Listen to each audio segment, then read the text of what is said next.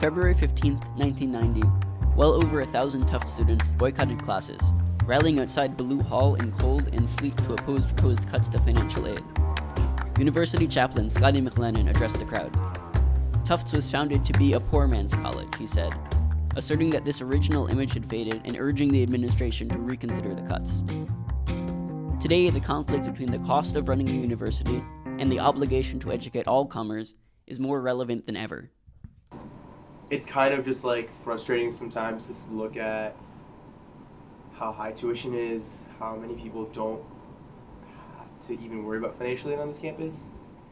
It's frustrating to think about how many multiples of my family's income fits into our tuition. Does that make sense? Like, this tuition takes more than a year for my family to earn. It takes more than 2 years for my family to earn. And it's bizarre to think that this is just like okay, and they're just like gonna raise it regardless. Since 1990, tuition at Tufts has nearly quadrupled from about $14,000 to over $53,000. Even adjusting for inflation, tuition costs nearly twice as much. Accounting for all expenses, it will cost over $70,000 to attend Tufts this coming year. Many students do receive financial aid, but Tufts limits the number of financial aid students it admits. Recent tuition hikes, 3.6% each of the past 2 years, have elicited strong student responses. You know, the tuition hikes, I mean, what was it, like 3.6%, something like that? I mean, obviously it's unsustainable. It's not unique to Tufts at all, and it's pretty absurd. Honestly, pretty terrifying and horrible. I think education already is pretty inaccessible in this country, and this just contributes to it. Tufts is definitely a school that tends to cater towards the upper middle class, and I think that really hurts a lot of Tufts students in many different ways. It just bothers me that there's like a lack of clarity about why it's necessary to continue to hike, because I feel like Tufts is pretty comparable to a lot of schools that don't feel the need to charge such a gigantic amount of money. To say that we are one of the most expensive colleges in the nation and then to keep increasing tuition and then not know where that tuition is going is really frustrating to me. And then especially after the New York Times article came out that showed that Tufts has more people from the top 20% than the bottom 60%. In fact, Tufts has more students from the top 1% than from the bottom 60%. Many of the students we talked to brought up the New York Times article. Its data is striking. With a median family income of more than $224,000, Tufts has the richest student body in all of Massachusetts. I mean, obviously, I saw that New York Times article. I think many of us have read the New York Times article on the statistics of the wealth distribution among the students, and it just says, what kind of students are accepted in this institution. We talked to Karen Richardson, the Dean of Admissions at Tufts. So, I mean, it's data that exists, right? It's data that is out there. I think that, again, I am proud of the fact that Tufts is one of those schools that does meet 100% of need that our students do have. The students who are applying and the students who are being admitted to our programs, whether it's in arts and sciences or engineering, it's challenging, definitely, but I don't think it means that Tufts is not committed to diversity and inclusion, because it's something that we definitely are.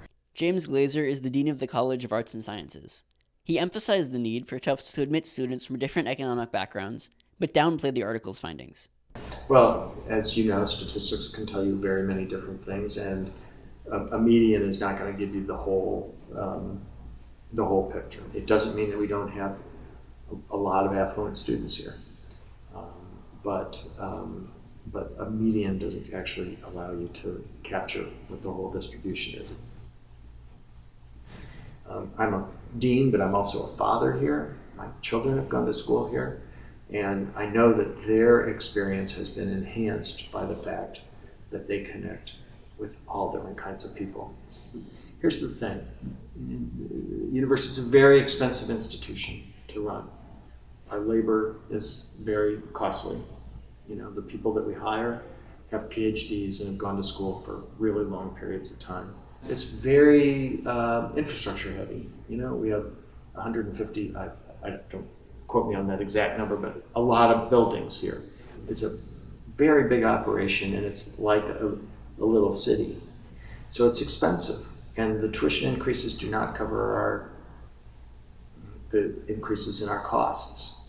But I don't know if you noticed, but if you look at tuition increases at other institutions, they're actually 3.6 was the lowest in the Boston area this year, because the president said, you know, I just don't feel like we can grow more than that. Believe me, the deans who are spending the money wanted the tuition increase to be higher.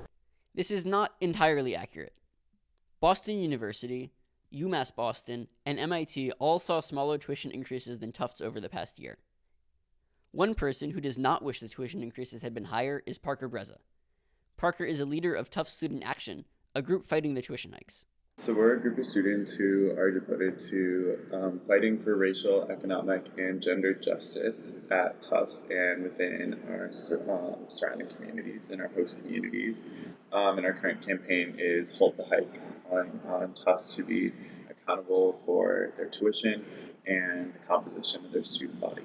What we're seeing is that tuition continues to skyrocket at exponential rates. And what this means is that because Tufts is not a need-blind institution, that they are discriminating students based on economic situation prior to entry to Tufts. So need aware means that we do have a certain amount of resources in terms of financial aid, and so we do need to work within that budget. So it means that as we are shaping the class and we're putting the class together, we do need to make sure that we're staying within our budget. So we do have to be aware of how much financial aid we are spending. There's always the question about, well, shouldn't you be need blind? And actually being need blind costs a lot of money, and it would require a lot more resources than we currently have. So as I said, when we're reviewing applications, we definitely we're taking into consideration the merits of the application and not, what the student's ability to pay. But when we're shaping the class and putting it together, that's when that comes in. The number of students that don't get admitted because of their financial status is on the margin. It's small. It's not large. The admission staff says, this is the package of students that we wish to admit. They send it over to financial aid. Financial aid prices everybody out according to their full need. And they may say, you need to take 200 students, put them back, and take 200 students who can pay the tuition and pull them in. So a little bit happens there at the end. It's too bad. I wish we didn't have to do it. I think it is preferable to do that than to do what many of our peers do, which is simply to lower the aid offers. You kind of just threw out the number 200. Is that like in the ballpark of the numbers that are being considered? I don't know exactly, but when I used to communicate with Dean Coffin all the time when he was here, and I know that was the number that he would use with me, but I don't know what the number is. So that is not a hard and fast number. This past year, Tufts accepted slightly over 3,000 students and admitted about 1,400. If the admissions department does reject 200 students each year for their ability to pay, that would represent a significant portion of the class. Elite institutions like Tufts continue to be really good at making sure that a very small amount of low-income and high-need students are able to get ahead, but are not actually educating the masses like they often claim to. Tufts likes to think of itself as a school where all you have to do is test in and apply, and if you're up to the academic and social merits of a university like Tufts, then you are heartedly able to attend because we meet 100% of demonstrated financial need, or at least on paper, that's what we're supposed to do. But the reality is that so many students are being excluded from even being evaluated up to that point to see if they can actually be met for 100% of financial need, because the university doesn't prioritize financial aid in the way that they often claim to. We are a university that is definitely committed to diversity and equity and inclusion. I think that we are, President Monaco, for example, has done a great job in the past several years in fundraising for financial aid specifically, to the tune of being able to commit, $19.3 million in financial aid grants for students last year. So I think we're doing as well as we can right now. I do believe that being need aware is fiscally responsible for an institution like us that has limited resources. It's a necessary thing for us to do. I don't think it's an evil thing for us to do. So last year, my floor, I lived next door to someone who's also from New York City, but from a very different part of New York City. The part of New York City where the chairman of the Fed goes to your living room and sits down and talks to you. Like New York City with your pinky up. Further down the hall, we have the son of the this guy on my. Further down the hall, there was someone on my floor whose father oversaw Merrill Lynch for continental Europe. He was rooming with someone whose dad works in the UN. Further down, we have someone in the 1%, literally makes millions. And further down, we have the grandson of the former CEO of ExxonMobil. That was my floor. And here I am, some kid who's here on full financial aid, just trying to work and stuff.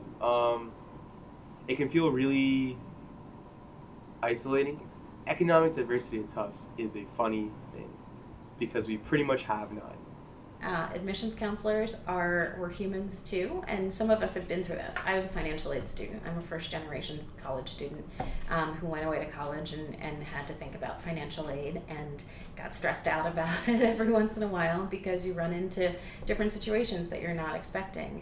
I definitely want to make it clear. I know that tuition is a burden on families and students. What I don't think that everybody fully understands is all the different commitments that we have as administrators. We are not a for-profit institution. We are not trying to maximize the interests of shareholders.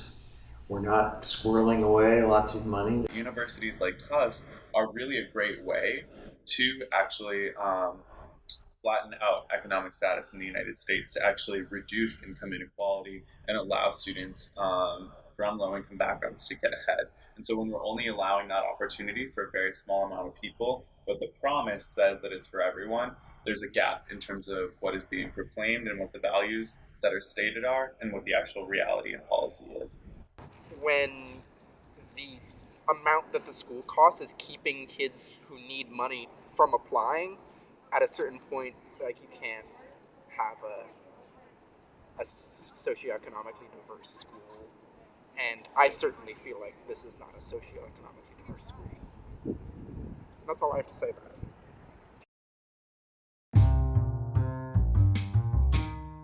What happens at Tufts doesn't happen in a vacuum. The 1990 financial aid cuts were caused by President Reagan's slashing of the Pell Grant program. The astronomical rise in tuition since then can also be blamed on outside factors. But every institution faces challenges. The fact that the sticker price of a four-year education is almost $250,000.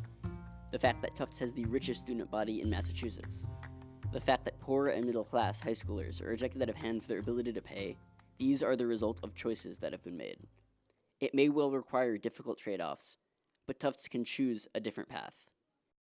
That's just a matter of priorities.